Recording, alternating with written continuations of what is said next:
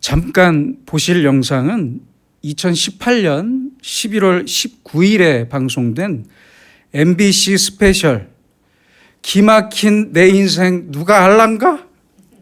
라는 제목의 영상 중 일부인데 함께 보시겠습니다. 결국 결혼식 날 사달이라고 말했습니다. 말도 하지 마서. 아이고 정책칼 가지고 설치고 뭐 그래 순사가 올라왔지. 니 죽고 내 죽고 하자고 막 칼 가지고 정신애비고 이제 쏘기 남 넘어가 막 내 빼쁘고 막 니 돈 받으면 어찌 내 딸 팔으면 어찌 하면서 막 설치서. 33이라던 신랑 딱 봐도 아니었습니다. 늙은 포가 나잖아. 나는 21살에 하고 이 사람은 50에 하고 이랬다 카이. 나이 차이 30살. 그런데 이 엄청난 사실을 시집간 지 10년이 넘도록 몰랐습니다. 동네 사람이 꼭 짜고 나를 안 가르쳐주도록 할게요. 내가 누구한테 물어도 우리 영감 나를 안 가르쳐줘요. 나이를? 예.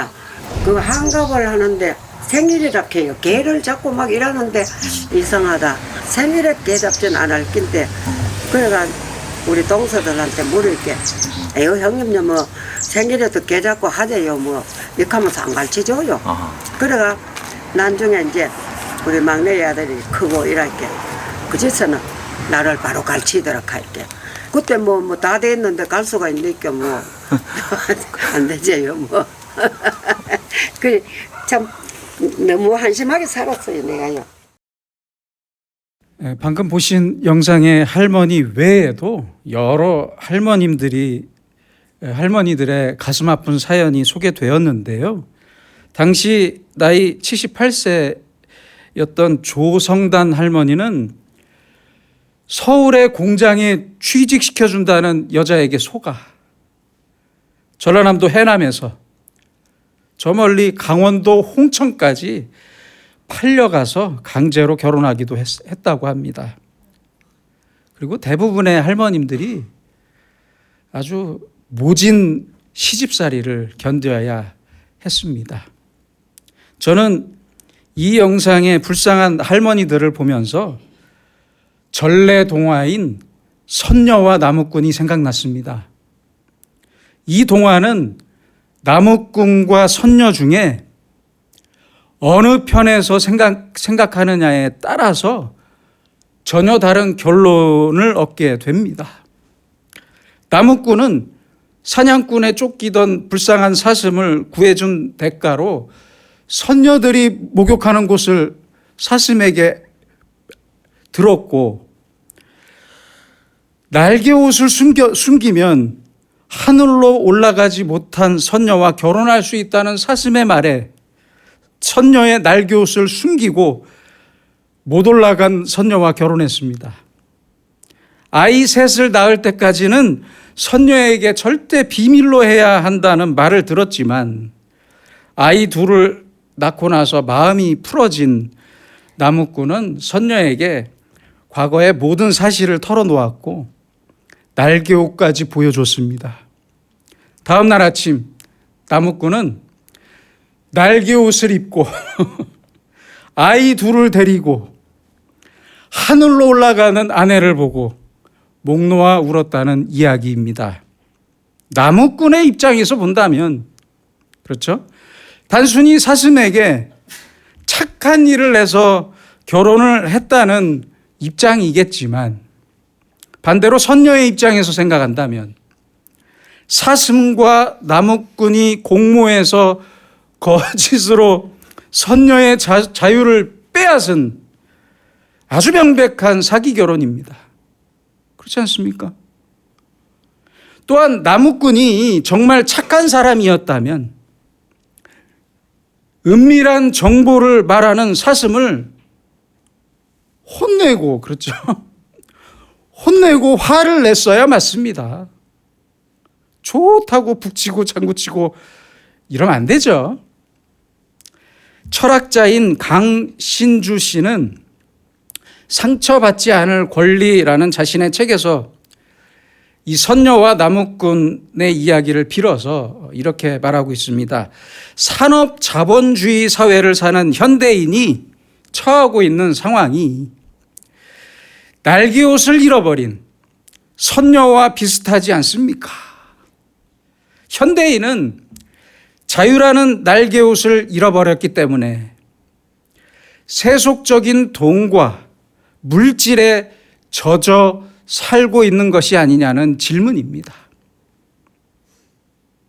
그렇습니다. 현대인들은 나름대로 자유를 말하고 앞세우고 자유를 누린다고 생각하지만 날개옷을 빼앗긴 선녀처럼 자유롭지 못합니다. 그래서 꽉 막힌 고집과 아집에 매여 있거나 고정관념이나 편견의 노예가 되기도 합니다. 자기가 대학교에서 배운 그 짧은 지식, 전공이나 자기의 전공이나 자기만의 가치관에서, 좀 심하게 말씀드리면 자기만의 개똥 철학에서 벗어나지 못합니다. 또한 자기 정욕이나 돈과 향락의 노예로 살면서 들어야 할 말에 귀를 닫아버리고 봐야 할 것에 눈을 감아버리면서 배울 것을 배우지 못하는, 그래서 좁디 좁은 사고의 노예가 되어버리는 아주 비참한 모습이 바로 우리 현대인들이라고 생각합니다. 우리의 현실이라고 생각합니다. 하나님께서는 인간을 하나님의 형상대로 지으셨습니다. 하나님의 거룩하심과 하나님의 의로움과 사랑의 형상으로 인간을 만드셨고, 만물을 모두 다스릴 수 있는 권세와 함께 자기의 운명도 스스로 다스릴 수 있는 자유의지를 주셨습니다. 이것은 하나님께서 인간에게 주신 아주 분명한 복입니다. 그래서 인간 존재의 가장 큰 가치는 바로 독립성과 자유 비판 이성에 달려 있습니다. 자유롭게 생각하고 판단할 수 있는 능력, 자유롭게 선택할 수 있는 능력, 자유롭게 행동할 수 있는 능력과 더불어 양심의 자유는 인간에게만 주어진 특권입니다. 그렇다면 지금의 여러분은 독립적이고 자유로운 양심과 자유로운 이성으로 살아가고 있습니까? 아니면 무형의 틀 속에 갇혀 앞서 말씀드린 불쌍한 할머니들처럼 자유를 잃어버리고 살고 있습니까? 다시 생각해 봅시다. 우리 인간의 자유와 우리 인간의 손과 발을 꽁꽁 묶어버리는 것은 과연 무엇입니까? 근본적으로는 필연성과 불가피성이라는 이 두 개의 단어로 생각해 볼 수 있습니다. 임마누엘 칸트와 비트겐슈타인 같은 철학자들이 바로 이것을 고민했습니다. 먼저 인간은 필연성에 묶여 있습니다. 즉 정신과 육체의 필연성에 묶여 있습니다. 배고프면 먹어야 합니다. 그렇잖아요. 배고프면 먹어야 하고 졸리면 자야 합니다. 반드시 먹어야 하고 반드시 자야 해요. 또한 음식 앞에서 자유를 누리겠다면서 안 먹으면 죽습니다. 그렇잖아요. 또한 잠을 자지 않으면 건강을 망치거나 정신적인 문제가 생깁니다. 우리 학생들은 부모님이 빨리 불 끄고 자라면 빨리 주무세요. 부탁이에요. 건강에 문제가 생긴다니까요. 8시간씩 꼭 자야 합니다. 그 어떤 인간도 바로 이러한 필연성에서 자유로울 수 없습니다. 둘째로 인간은 불가피성에 묶여 있습니다. 즉 관계의 불가피성을 말합니다. 우리는 가정적으로, 사회적으로 보이지 않는 줄에 묶여 있습니다. 그렇죠? 우리에게는 연대해야 할 관계와 의무적으로 반드시 해야 할 일들이 있습니다. 결혼했으면 남편과 아내에게 충실해야 하고, 자식을 낳았으면 잘 길러야 합니다. 그래서 부모가 되면 직장 생활이 아무리 힘들고 어려워도 쉽게 사표를 내지 못합니다. 그렇잖아요? 사표를 가슴에 품고 살아요. 내 뒤에는 내 알량한 자존심보다 훨씬 더 소중한 내가 부양해야 할 내 자식이 있고 내 배우자가 있잖아요. 또한 누가 결혼이라도 하면 그 사람이 내가 결혼할 때 했던 그 똑같은 축의금을 확인하고 그 축의금대로 그에 맞게, 그 금액에 맞게 나도 축의금을 전달해야 합니다. 적게 하면 창피하고 많이 하면 돈이 아까워요. 그렇죠? 어떤 사람이요, 자기 친구가 결혼을 하는데 결혼 전날 친구들과 모여서 아주 술을 많이 먹고 집에 와서 다음날 결혼식 날이 돼서 축의금을 준비하는데 자기가 결혼할 때 받았던 축의금만큼 똑같이 10만 원을 봉투에 넣어서 축의금을 전했는데 신혼여행을 마친 친구에게 전화가 왔습니다. 친구야, 아니 무슨 축의금을 50만 원이나 했냐? 아무튼 고맙다. 알고 봤더니요, 자기는 10,000원짜리 10장인 줄 알았는데 술이 들깨서 5만 원짜리 10장을 넣었다고 합니다. 이 사람이 속이 상해서 밥이 코로 넘어가는지 입으로 넘어가는지 모를 정도로 안 넘어가더래요. 그렇습니다. 우리는 사회적으로도 이러한 불가피성, 연대적인 의무에 붙잡혀 살아갑니다. 여러분, 그렇다면 우리에게 진정한 자유는 무엇으로부터 시작하는 것입니까? 생각과 판단의 자유, 행동의 자유, 양심의 자유만 있으면 되는 것입니까? 깊이 생각해 봅시다. 에리 프롬은 소유냐 존재냐라는 책을 통해서 말했습니다. 인간에게는 소유의 양식과 존재의 양식이 있는데 소유하려 하지 말고 존재해라. 존재의 양식은 바로 이것입니다.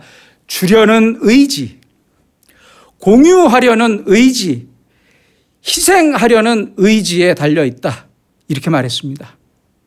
그렇습니다. 저는 이 말에 120%, 200% 동감합니다. 진정한 자유는 자원하는 마음, 기꺼이 주고 기꺼이 희생하는 마음, 그리고 그 의지에 달려 있습니다.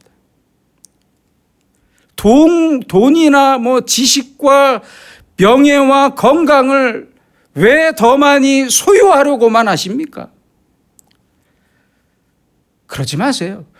압니다. 왜 그러는지 알아요. 불안해서 그러거든요. 불안해서. 불확실한 미래, 불확실한 내일에 대한 불안이 인간의 자유를 더 움츠러들게 하고 결국에는 파멸에 이르게 합니다. 자유로운 사람이 못 되게 만듭니다. 소유하기 위해서 하나라도 더, 한 푼이라도 더 움켜쥐려고 몸부림치지 말고 주려는 의지, 공유하려는 의지 속에 자유로운 인간 존재의 양식이 있고 희생하려는 의지 속에 가장 자유로운 인간 존재의 가치가 있습니다. 그리스도인은 율법과 죄와 사망과 사탄의 속박으로부터 완전한 자유를 얻을 때 비로소 인생의 의미와 존재의 가치를 찾을 수 있습니다. 그래서 그리스도인의 자유는 절대 소유에 있지 않고 자기를 스스로 내어주는 의지, 자원하는 마음과 희생적인 행동 속에 있다는 사실을 빨리 깨달아야 합니다. 빨리 깨달으세요. 그리스도인뿐만 아니라 모든 인간의 행복은 받을 때 있는 것이 아니라 주는 것으로부터 시작합니다. 받으려고만 하는 사람은 그 받는 것에 종속되고 덜 받거나 못 받으면 이제 원망을 시작합니다. 자유를 잃어버려요. 그러므로 스스로 주고 먼저 주고 아낌없이 주는 자에게 참된 자유가 있습니다.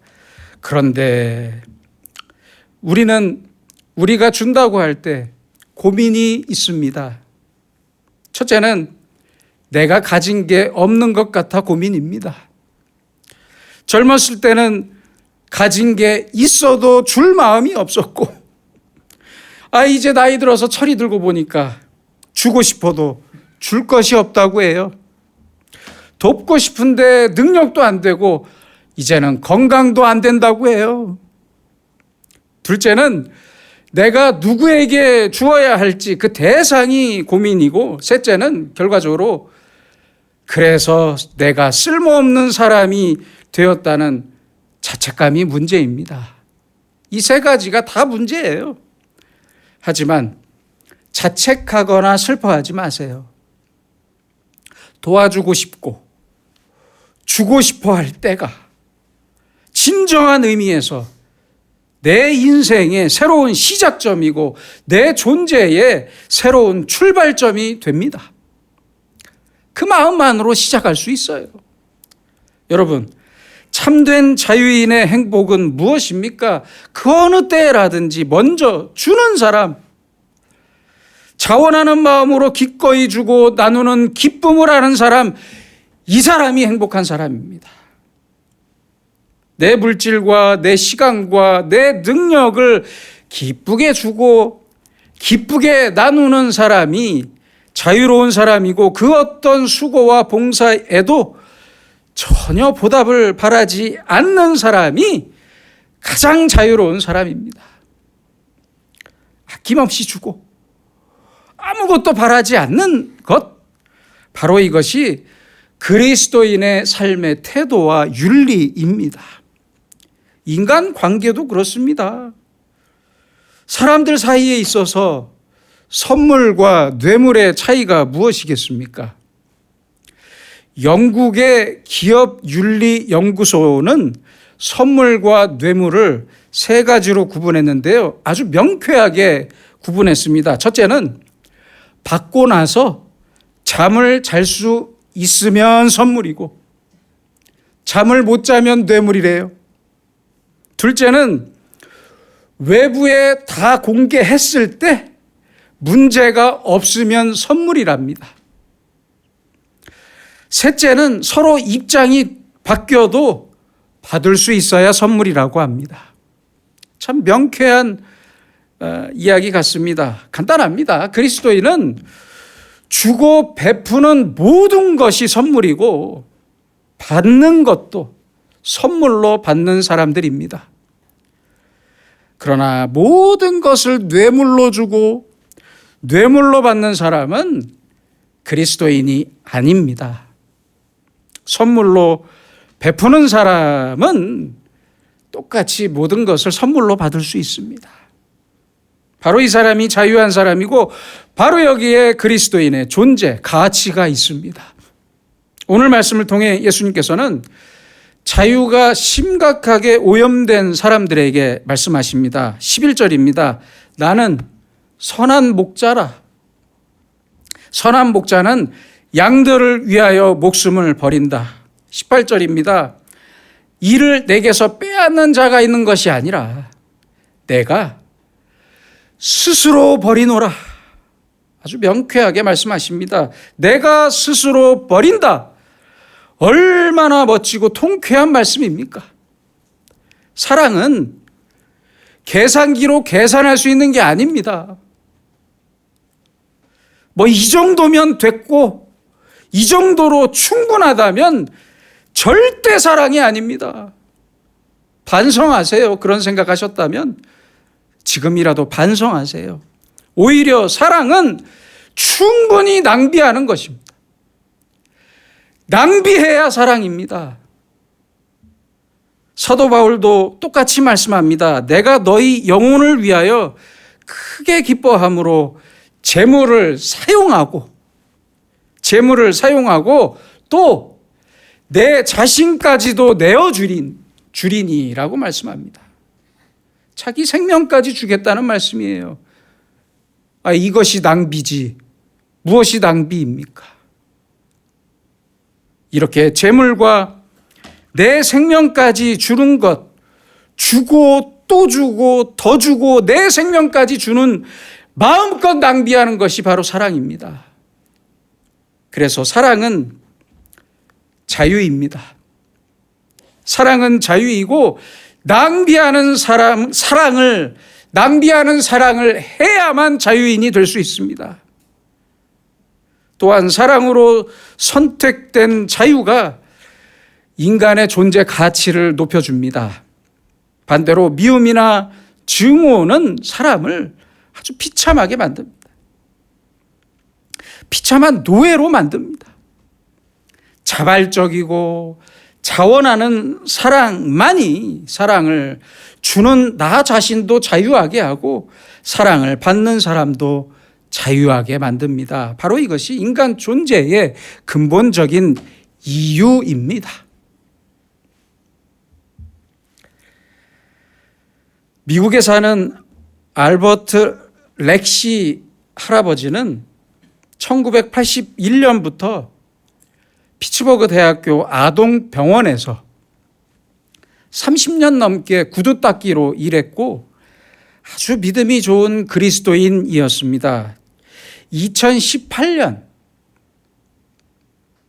76세의 나이로 세상을 떠나기 전에 그는 아동병원의 아픈 아이들을 위해 30년 넘게 받은 팁을 전부 모아서 20만 2천 달러, 지금 우리나라 돈으로 2억 7,800만 원을 기부했습니다. 놀랍지 않습니까? 그는 장애인이었어요. 발달 장애인이었고요. 그래서 힘든 생활을 했지만 하나님께서 주신 은사를 다른 사람을 돕는 데 사용해야 한다는 확신이 있었습니다. 확신. 놀라운 것은 그의 1년 수입이 팁을 빼고 1년 수입이 1만 불이었답니다. 1만 불. 지금 우리나라 돈으로 1,380만 원 정도 되는 돈입니다. 단순히 계산해 보면 평생 수입의 3분의 2를 모아서 기부했던 것입니다. 여러분, 대체 언제까지 받은 것이 없다면서 도둑 맞은 사람의 마음으로 살 것입니까? 왜 그런 도둑 맞은 사람처럼 내 인생을 살아야 하는 것입니까? 어떤 사람들은 자녀들한테 주는 것도 빼앗긴다고 생각하는 사람들이 있더라고요. 자녀들한테 주는 게 빼앗기는 것 같아서 싫대요. 심지어는 부부 사이에도 결혼 생활 때문에 자기 평생을 빼앗겼다면서 자기 시간을 돌려달라는 사람도 있어요. 왜 자신의 일생을 이처럼 비참한 노예로 전락시키면서 이렇게 비참하게 사는 것입니까? 그러지 맙시다. 지금까지 준 것보다 받은 것이 많고 빼앗긴 것이 아니라 주면서 사는 것입니다. 스스로 주고 미련 없이 주고 기쁘게 주면서 살아야 합니다. 이렇게 주는 사람만이 자유인으로 당당하게 살 수 있습니다. 예수님께서는 오늘 본문 17절에서 말씀하십니다. 내가 내 목숨을 버리는 것은 그것을 내가 다시 얻기 위함이니. 얼마나 귀한 말씀입니까? 밀알 하나가 땅에 떨어져 죽어야만 많은 열매를 맺을 수 있습니다. 자루 속에만, 아주 튼튼한 자루 속에만 들어있는 밀알은 그 수가 아무리 많아도 전혀 생명의 역사를 이룰 수가 없습니다. 그렇잖아요. 내가 남을 위해 내 손과 발과 몸을 움직일 때만 주님의 사랑을 전할 수 있습니다. 은행 통장에 고이 모셔진 돈이 아무리 많아도 은행에만 있다면 그것은 아무런 힘이 없는 숫자에 불과합니다. 내 손을 떠나서 누군가를 위해 쓰여질 때, 누군가를 위해 그리스도의 사랑으로 전해질 때만 생명의 열매를 맺을 수 있습니다. 다시 얻기 위해 스스로 버린다. 바로 이것이 추수의 법칙입니다. 버리는 것이 있어야만 열매가 있어요. 버리는 자유가 있어야만 추수의 기쁨을 누릴 수가 있습니다. 바로 이것이 생산적인 하나님의 역사를 위해 우리가 반드시 해야 할 일이고 가장 큰 자유를 얻을 수 있는 지름길입니다. 하나님의 뜻, 하나님의 경륜과 하나님의 소원, 그리고 하나님의 은혜를 아는 우리는 하나님과 다른 사람들에게 아낌없이 줘야 하고 줄 수 있습니다. 더 주고 더 베풀어야 합니다. 내 생명이 건강하게 보존되기만 바라거나 더 편하고 향락적인 인생을 바라지 말고 하나님의 손에 아름답고 가치 있게 쓰여지기를 바라며 가치 있는 인생을 살아갑시다. 우리의 인생은 얼마나 오래 사느냐가 문제가 아닙니다. 언제까지 오래 살기만 바라겠습니까? 그것이 문제가 아니라 얼마나 가치 있게 그리고 얼마나 귀하게 쓰여지느냐가 훨씬 더 중요한 문제입니다. 내가 무엇을 위해 쓰여지고 내가 드리는 것을 통해 하나님께서 어떤 일들을 이루어 가시는지, 어떤 고귀한 일에 나의 돈과 나의 재물과 나의 시간과 내 생명이 쓰여지는지를 늘 고민하고 생각하면서 사는 사람, 바로 이 사람이 인생의 가치를 아는 진정한 자유인입니다. 예수님께서는 스스로 버리셨습니다. 스스로. 얻기 위해 다 버리셨습니다. 자신의 생명까지 버리셨습니다. 이렇게 스스로 버리는 자유 안에 가장 큰 창조적인 역사가 담겨 있습니다.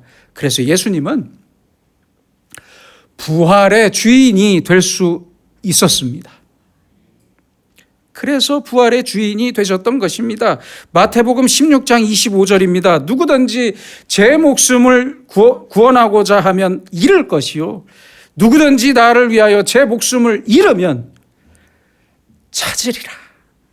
얼마나 귀한 말씀입니까? 하나님께서 우리에게 주시는 사랑과 믿음과 소망 안에서 날마다 스스로 버리는 사람, 그 사람이 가장 큰 자유를 누릴 수 있고 행복을 얻을 수 있고 가장 명예로운 인생을 살 수 있습니다.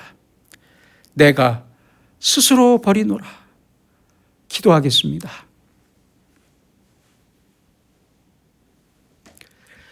우리를 위해 아낌없이 모든 것을 버리신 주님, 그 사랑과 은혜를 감사합니다.